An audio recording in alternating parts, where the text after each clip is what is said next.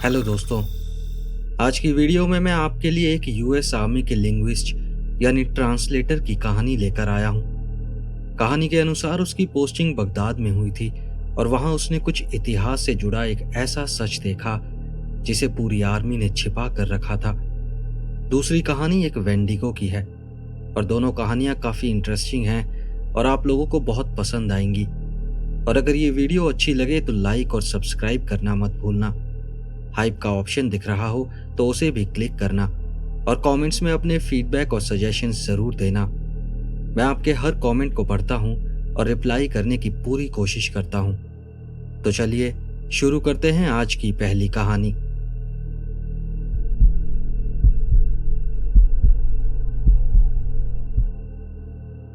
मुझे उसी वक्त समझ जाना चाहिए था कि कुछ गड़बड़ है जब कैप्टन वानी ने मुझे अपने ऑफिस में बुलाया। ये बात शायद 2005 के आखिर की या फिर 2006 की शुरुआत की है, जब इराक की जंग बगदाद के आसपास एक कभी न खत्म होने वाली गड़बड़ बन चुकी थी। पेट्रोलिंग और घात लगाकर किए जाने वाले हमलों का एक अंतहीन सिलसिला शुरू हो गया था। मैं 4th इन्फेंट्री में एक सार्जेंट था, एक लिंग्विस्ट।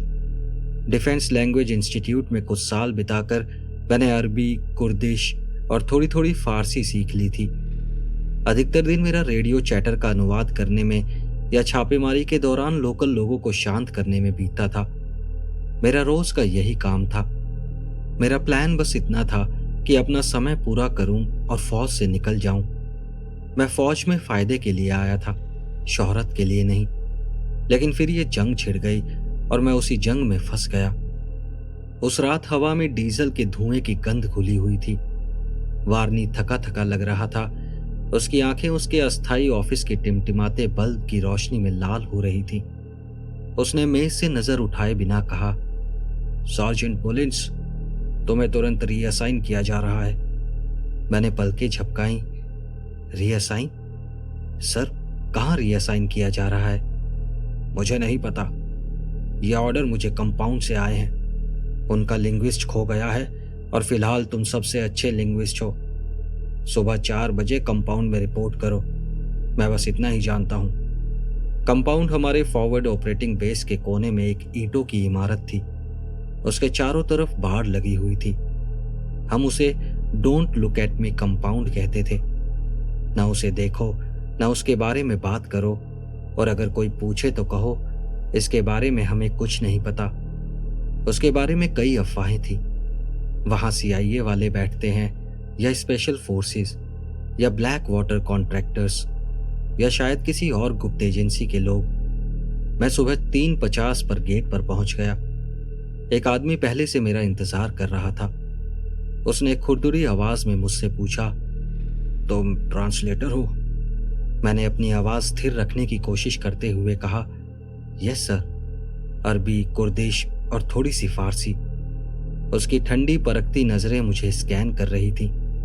बढ़िया, तुम सुनोगे, ट्रांसलेट करोगे और अपना मुंह बंद रखोगे, ठीक है? वो जवाब का इंतजार किए बिना मुड़ा। वैसे मेरा नाम रमील है। हम दोनों कंपाउंड के अंदर चले गए। कंपाउंड का अंदरूनी हिस्सा मुझे थोड़ा अजीब सा लगा। इमारत अंदर से बाहर की रात की हवा से भी ज्यादा ठंडी थी और उसमें हल्की सी गीले पत्थर की गंध थी। वो गंध जो बगदाद में कहीं भी होनी नहीं चाहिए थी। रमील मुझे एक तंग गलियारे से ले गया जिसके दोनों ओर स्टील के दरवाजे थे। पूरे रास्ते उसने मुझसे न कुछ कहा और न ही मेरी तरफ देखा। हम गलियारे के अंत में रुककर एक छोटे से कमरे में दाखिल हुए। अंदर डेजर्ट कैमोफ्लाज वाले कपड़े पहने 2 लोग एक फोल्डिंग टेबल के पास खड़े थे जिस पर सैटेलाइट मैप और कुछ फोटोग्राफ्स बिखरे हुए थे। रमील ने कहा, यह है सार्जेंट मुलिन्स। यह डॉक्टर डायर की जगह ले रहा है। करीब 35-36 साल की एक महिला ने ऊपर देखा। उसकी आंखें तेज थी, लेकिन उनके पीछे कुछ और था। वो थकान थी या शायद डर था। किसी ने नहीं पूछा कि डॉक्टर डायर के साथ क्या हुआ। जरूरत ही नहीं थी। उस महिला ने मेरी तरफ एक लिफाफा सरका दिया। उसके अंदर 2 तस्वीरें थी। पहली तस्वीर धुंधली और अंधेरी, रेत में दबी हुई एक तराशे हुए पत्थर की आर्क की थी। यानी मेहराब की, जिस पर किसी प्राचीन लिपि में निशान उकेरे हुए थे। मैं उन निशानों को नहीं पहचान सका। दूसरी फोटो में भी वही आर्क थी, लेकिन इस बार उस पर अक्कादी भाषा का एक शब्द साफ नजर आ रहा था, रिटर्न। मैंने रमील से पूछा कि हम यहाँ असल में क्या कर रहे हैं, लेकिन उसने बीच में ही काट दिया, जब जरूरत होगी तब पता चल जाएगा। कुछ घंटे बाद हम एक पुराने, बिना किसी निशान और झंडे वाले सिविलियन ट्रक में निकल पड़े। हमारी गाड़ी रेगिस्तान की गहराइयों में चल रही थी। बगदाद की नारंगी चमक रियरव्यू मिरर में छोटी होती गई और बस काला आसमान और सफेद चांदनी रह गई। किसी ने एक शब्द भी नहीं बोला। वो महिला, जिसका नाम डॉक्टर हेल्स था, अपनी नजरें लगातार क्षितिज पर गड़ाए हुए थी। उसकी उंगलियां उसकी गोद में दबी बाइबल के कवर पर थपकी दे रही थी। मैंने देखा उसमें कुछ खास आयतें मार्क की गई थीं और उसके पन्ने बहुत घिसे पिटे थे। जब उसने एक पन्ना पलटा तो मुझे उसमें एक झलक दिखी। उसमें लिखा था, the dead shall hear the voice of the son of God and they that hear shall live. मतलब, मरे हुए लोग परमेश्वर के पुत्र की आवाज सुनेंगे और जो सुनेंगे वो जीवित हो जाएंगे। रमील गाड़ी चला रहा था। स्टीयरिंग को पकड़ते हुए उसकी उंगलियां सफेद पड़ गई थी। उस पूरे माहौल में कुछ ऐसा था जो मेरे पेट में अजीब सा एहसास पैदा कर रहा था।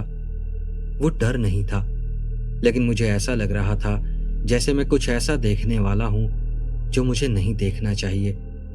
मेरे बगल में एक आदमी था जिसने अब तक एक भी शब्द नहीं कहा था।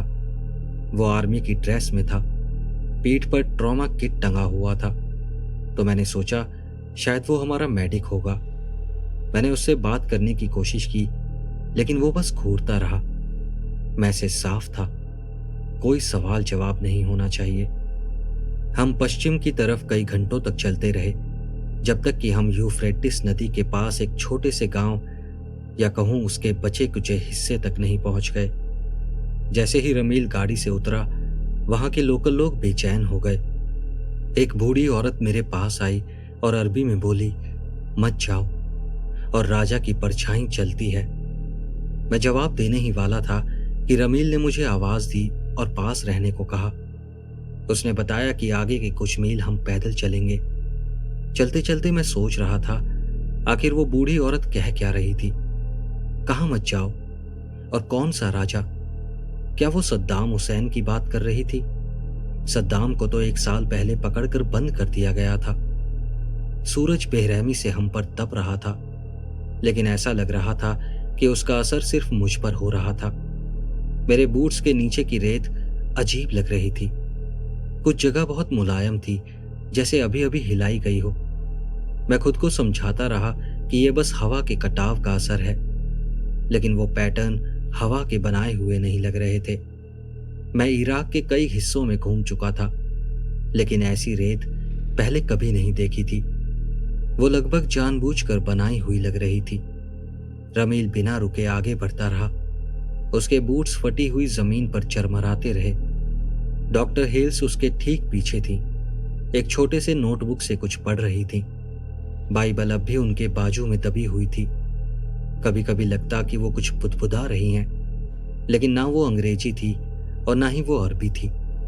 वो भाषा कुछ और ही थी, ज्यादा पुरानी, गले से जबरदस्ती निकलने वाली आवाज जैसी।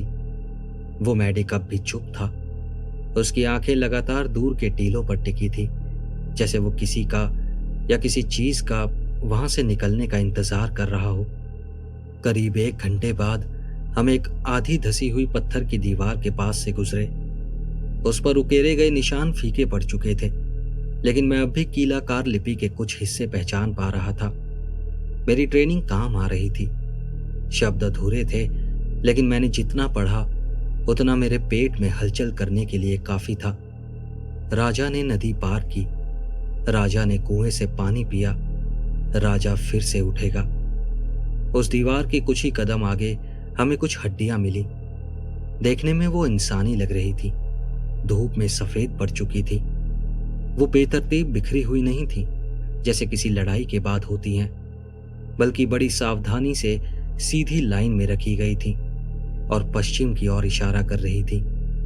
तभी रमील ने बिना सर घुमाए कहा, इन्हें छूना मत। मैं पूछना चाहता था कि उसे कैसे पता चला कि मैं वहीं देख रहा था, लेकिन उससे पहले ही डॉक्टर हेल्स रुक गई।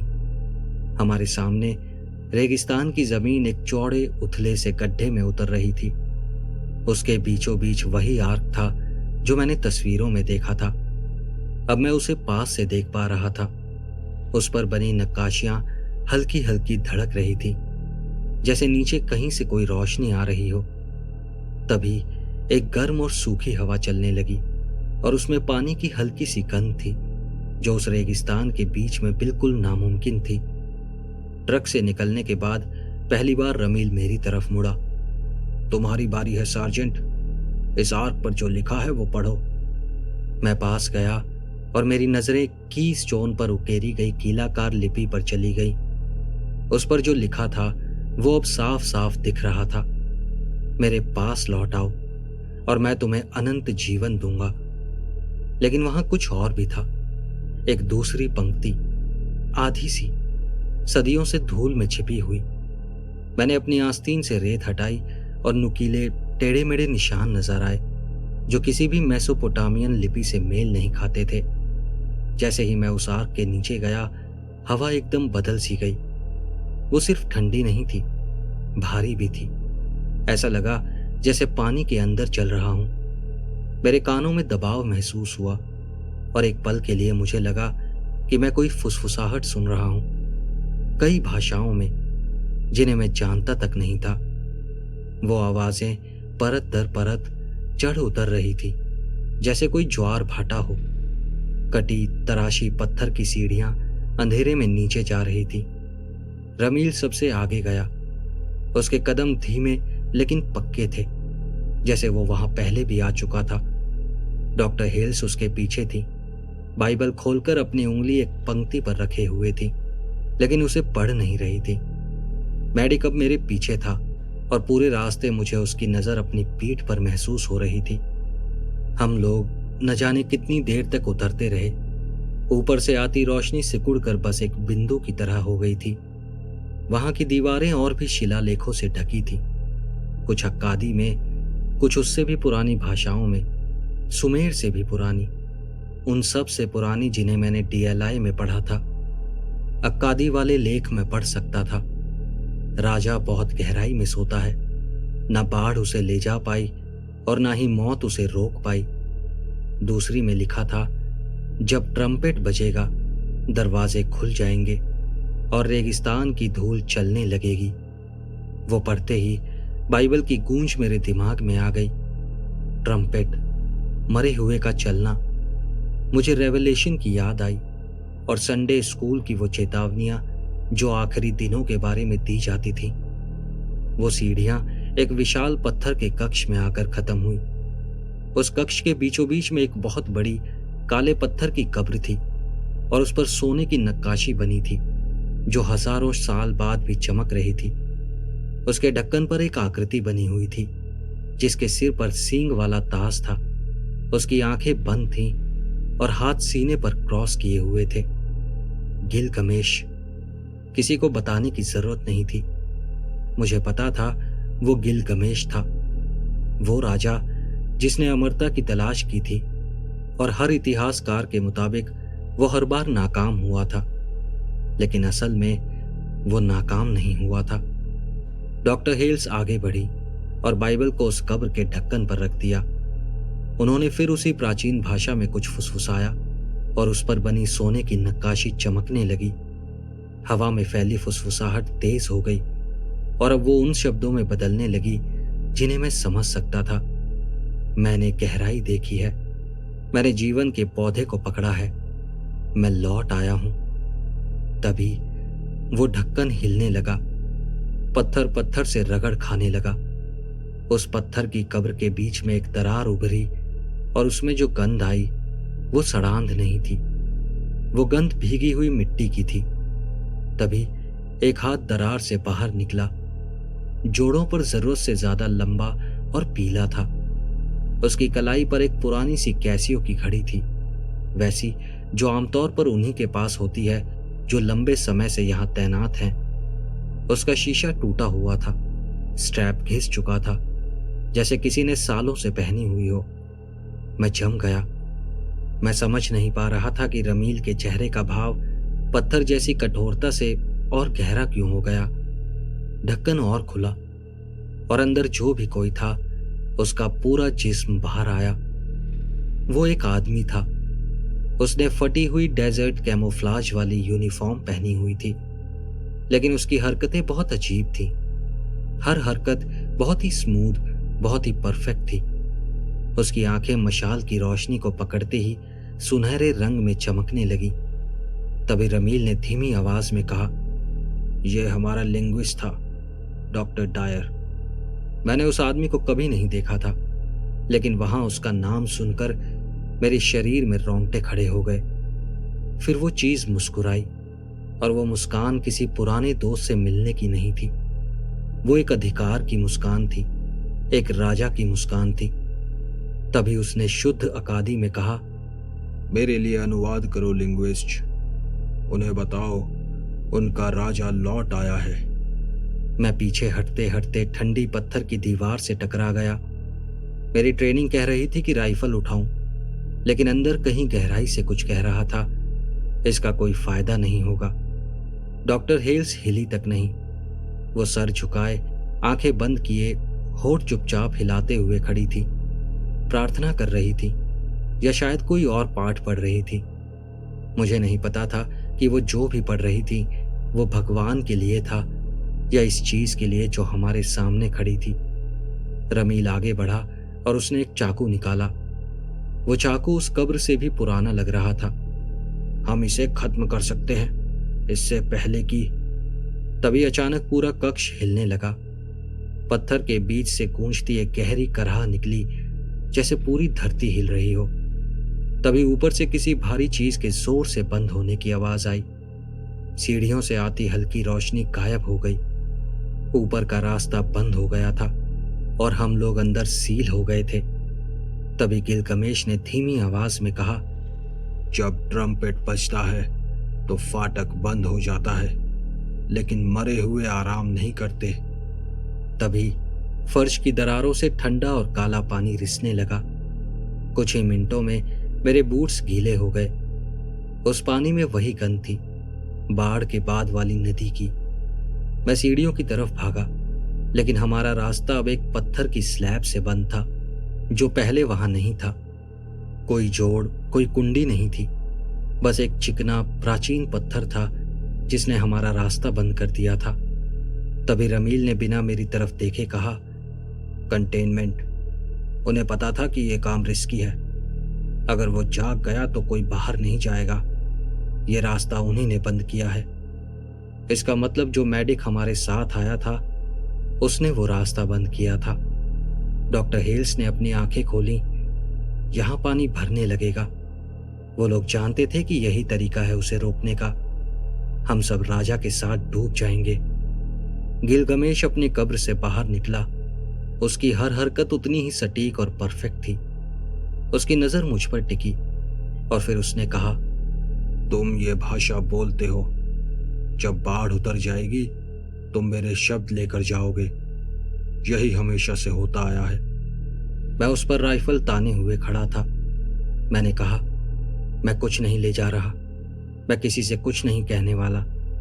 वो मुस्कुराया, न क्रूरता से न मजाक में, बल्कि लगभग तरस खाते हुए। तुम जरूर ले जाओगे, तुम सबको बताओगे। पानी अब मेरे घुटनों तक आ चुका था।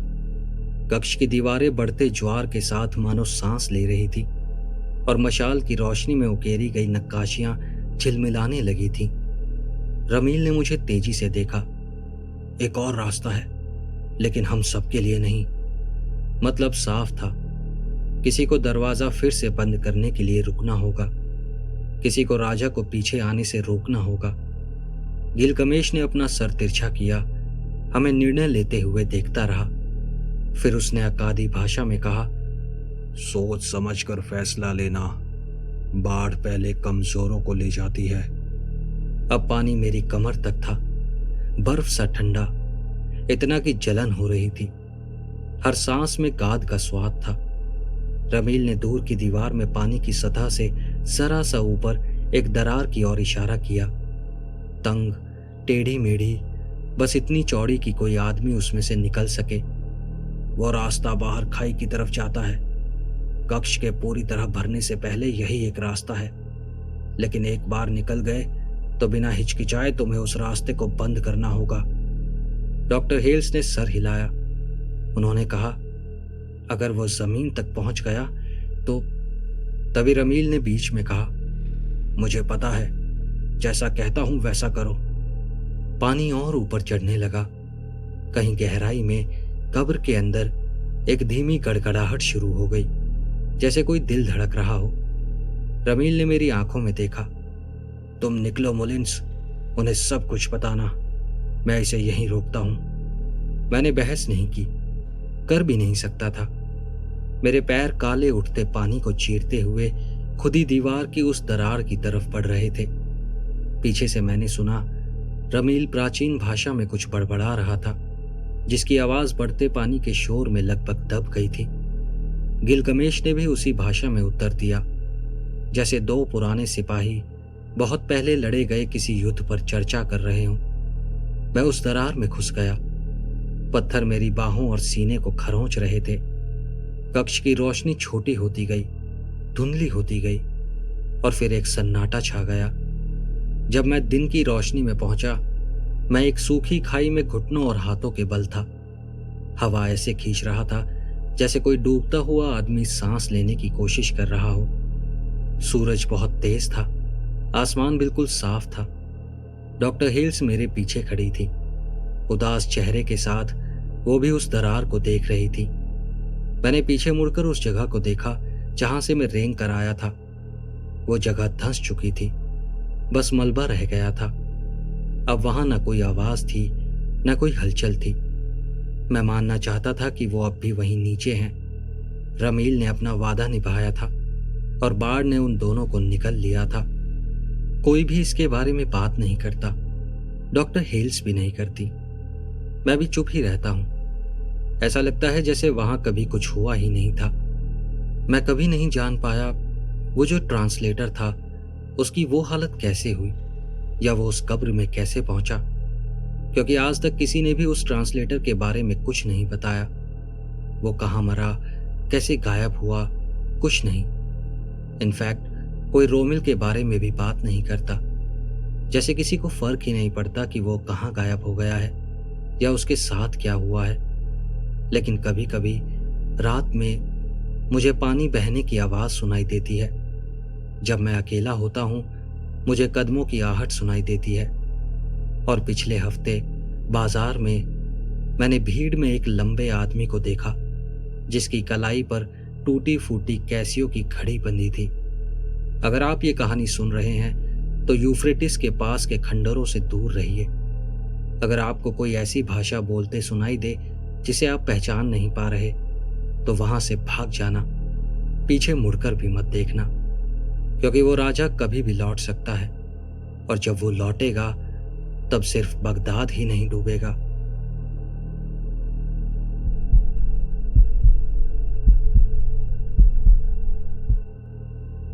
जब मैं छोटा था तो गर्मियों की छुट्टियां अक्सर अपनी दादी के साथ उनके गांव वाले घर में बिताता था।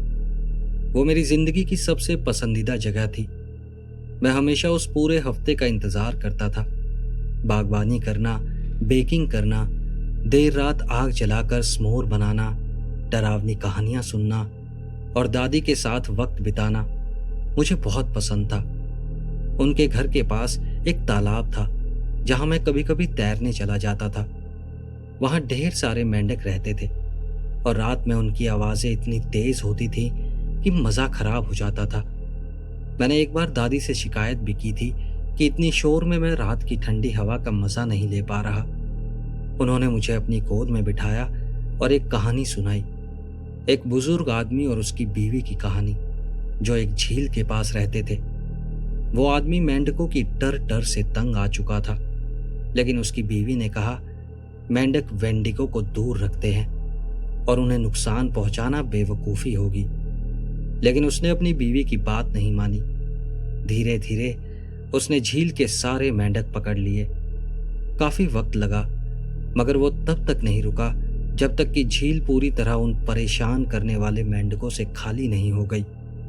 उस रात बिना मेंढकों की रक्षा के उसको और उसकी बीवी को वेंडिगो ने मार डाला।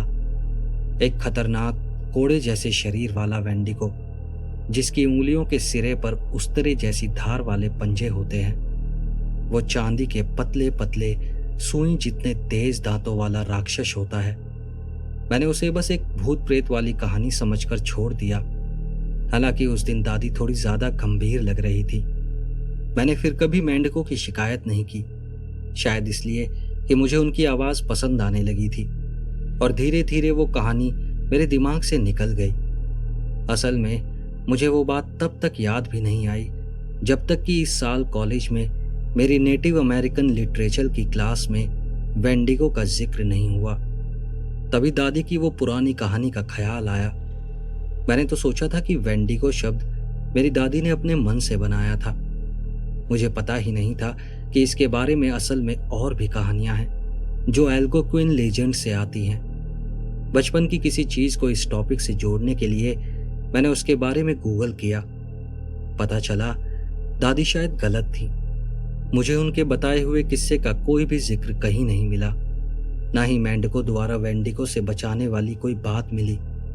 असल में असली लेजेंड्स के वेंडिगो दादी के बताए वर्जन से बिल्कुल अलग थे। मुझे पता लगा उन्हें कभी ना मरने वाली भूख लगती है। वो इंसानी मांस खाते हैं और कभी कभी वो लोग भी वेंडिगो बन जाते हैं जो जिंदा रहने के लिए नरभक्षण करते हैं। विवरण अलग अलग थे, लेकिन उनमें से कोई भी दादी के बताए तालाब वाले राक्षस जैसा नहीं था। मैंने तो पढ़ते पढ़ते हंस दिया। थोड़ा अजीब भी लगा कि उन्होंने कहानी को इतना बदल दिया था। इस गर्मी मैं नए घर में शिफ्ट हुआ था। वो घर शहर के किनारे बहुत बड़ी प्रॉपर्टी पर बना हुआ है। प्रॉपर्टी के दूसरे हिस्से में मेरी मकान मालकिन रहने वाली हैं, जिन्होंने ये घर बनवाया है। लेकिन वो अपना बाकी सामान लाकर यहाँ रहने के लिए अभी कुछ हफ्तों बाद आने वाली हैं। हालांकि मेरा नया घर शहर के किनारे से बस कुछ मिनट की दूरी पर है, फिर भी वो काफी अकेला सा लगता है। मुझे यहाँ की शांति पसंद है और ये बात भी पसंद है कि वो नेचर के इतना पास है। चारों तरफ जंगल है और मेरी पैटियों से एक तालाब साफ साफ दिखता है, एक साफ सुथरे लॉन के आगे जो आसपास के जंगल को काट कर बनाया गया है। दादी के घर के तालाब की तरह यहाँ भी मेंढकों की टर टर जबरदस्त है। मैं एसी चलाने से बचता हूँ तो घर में जितनी भी खिड़कियां हैं सब खोल कर रखता हूँ ताकि हवा अंदर आ सके। और इसका मतलब है कि उनकी आवाजें ऐसे आती हैं जैसे मैं खुद पानी के किनारे खड़ा हूँ। पहले कुछ दिन थोड़ा अजीब लगा, लेकिन अब आदत हो गई है, जैसे बचपन में हो गई थी। असल में ये शोर तनाव में मेरे लिए सुकून देने वाला बन गया है। लेकिन आज रात कुछ अलग हुआ। मैं अपने लिविंग रूम में खड़ा था, तालाब की तरफ देख रहा था। हालांकि अंधेरे में वो दिख नहीं रहा था। हवा अजीब तरह से बिल्कुल रुकी हुई थी और दम घोटने वाली गर्मी लग रही थी। लेकिन अब मेरी सारी खिड़कियां बंद हैं और मुझे बहुत ज्यादा ठंड और डर लग रहा है। इसका एक कारण है। जब मैं तालाब की तरफ देख रहा था तो मुझे लगा जैसे आज मेंढकों की आवाज सुनाई नहीं दे रही। मैं काफी देर तक सुनने की कोशिश करता रहा और मुझे एक भी मेंढक की आवाज नहीं आई। पहले मैंने सोचा कि तालाब की तरफ जाकर सुनता हूं, और जैसे ही मैं घर से निकलने वाला था मैंने तालाब की तरफ किसी को देखा। वो जो भी कोई था मुझे साफ साफ नहीं दिख रहा था, लेकिन मुझे लगा जैसे वो बहुत दुबला पतला है और उसके हाथ बहुत लंबे हैं। एक ही पल में मुझे दादी की कहानी याद आ गई। मैंने झट से दरवाजे खिड़कियां लॉक कर लिए और अपने बेडरूम में आकर ये पोस्ट लिख रहा हूं। मैं सच में नहीं जानता कि आज रात यहाँ क्या होने वाला है, मेरे साथ क्या होने वाला है। इस वक्त मुझे बस दादी की कहानी याद आ रही है और मेरे पेट में एक अजीब सी बेचैनी हो रही है। मुझे नहीं पता कि अब मैं क्या करूं। अगर मैं जिंदा रहा तो मैं आप लोगों को कल दोबारा जरूर अपडेट करूंगा। दोस्तों, अगर आपको ये स्टोरीज अच्छी लगी हो तो इस वीडियो को लाइक ज़रूर करें और हाइप करना ना भूलें। और अगर आप ऐसी ही और खौफनाक कहानियाँ सुनना चाहते हैं तो स्क्रीन पर दिख रही वीडियो पर क्लिक करें। मिलते हैं अगले ट्यूसडे ऐसी ही खौफनाक कहानियों के साथ। नमस्कार।